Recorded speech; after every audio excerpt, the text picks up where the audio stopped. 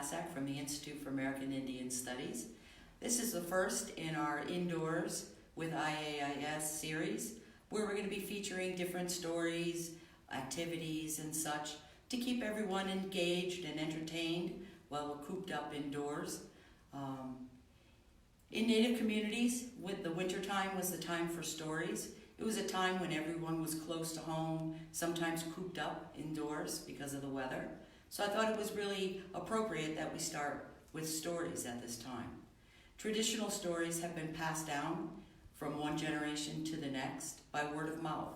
They weren't written down, they weren't recorded. It was through oral story about frog. I was given inside my bag are reminders, things that help trigger my memory about a specific story. So today, we're going to be telling the story about Frog.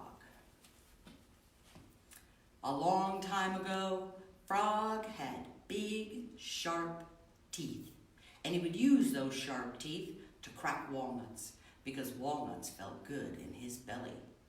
But Frog, he was quite lazy. He didn't go out and gather his own walnuts. He would go and steal them from others. One day, Squirrel came out. She looked at her cache of nuts and said, "Yikes!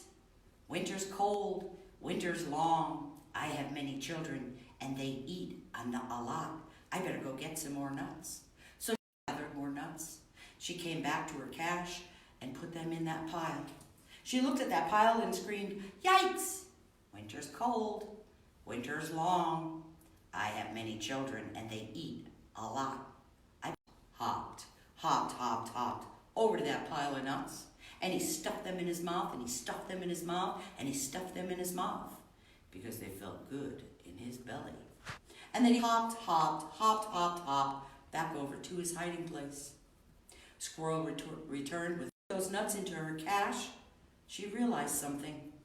Someone was stealing her nuts. She screamed, "Yikes! Winter's cold, winter's long. I have many children, and they eat a lot." And she ran off. But this time, she didn't run off to gather more nuts. She ran off to tell someone. She went to the maker of all things and said, "Someone is stealing my nuts. I have many children. They eat a lot." Maker of all things, he was considerate and he said, "You know, we have provided enough food for everyone. It is not fair that someone comes along and steals the hard work of someone else.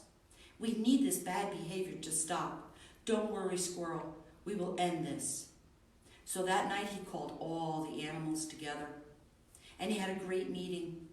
And he said, "Animals, we have a problem. Someone is stealing Squirrel's nuts. She has many children, and it isn't fair that all her hard work is disappearing. Anyone out there who is guilty of doing this thing, if you come forward now and admit to your mistake, nothing will happen. We just need this bad behavior to stop."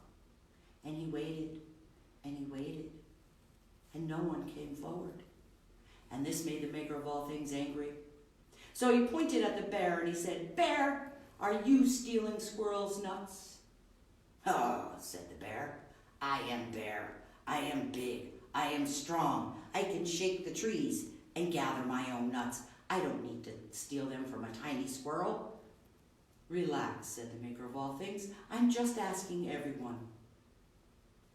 He looked over at the snake and he said, "Snake, are you stealing Squirrel's nuts?" "That's a silly question," said the snake. "Why would a snake steal Squirrel's nuts? I have no teeth." Said the maker of all things.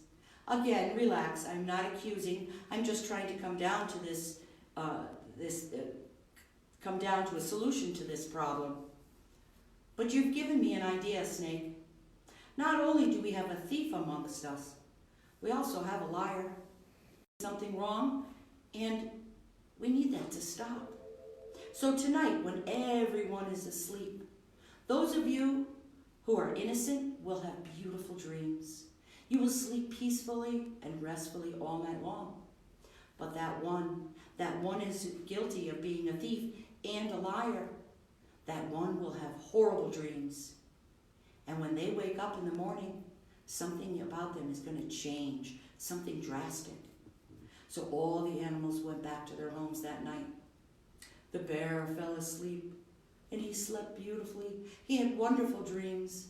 The coyote, the rabbit, the raccoon, the deer, the snake, all had beautiful dreams, except for one, Frog.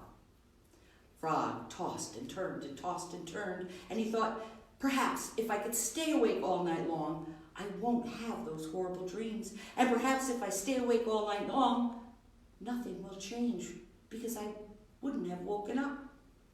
He thought. Well, have you ever tried to stay awake all night long? I know I have, and I fall asleep every single time. Well, that same thing happened to Frog. And while he slept, he had horrible dreams. And he tossed and he turned and he tossed and he turned. And finally those dreams were so bad, it woke him up. And when he woke up, he realized he had fallen asleep. Oh no, he said, I fell asleep. What horrible thing might have happened to me? Maybe something changed with my belly. So he looked down, but his belly was the same. Maybe something changed with my front legs. So he checked out both of his front legs, but they were still the same. Oh no, he said, perhaps it was my back legs. I love my back legs. They help me jump so far. And he checked out both of his back legs, but those back legs were fine. Ha, he thought to himself. Nothing has changed. I am still the same. So he decided to wander off to the pond to get some water. And he hopped over to the pond's edge. And as he looked down in that pond, he realized something. Something had changed. Those big, beautiful teeth that he used to crack walnuts were gone. And that made him so sad. That is why when you hear frogs around a pond late at night, you could hear them crying for that food that they miss so much. If you listen real carefully, you'll hear them crying, walnuts, because they no longer have those sharp teeth to crack them open. And that is why many children in Native communities, they don't always put their teeth under a pillow when they lose one. Instead, they go to the pond's edge and they throw that tooth into the mud, hoping that maybe someday a frog will come across it, pop it in his mouth, and be able to enjoy those walnuts one more time. In this story, it's showing you that people can do some bad things sometimes, but if you own up to it, if you admit that you've done something wrong, you will be forgiven. This also teaches us that there's plenty of resources for everyone out there, and that there's really no need for anyone to take and steal from someone else.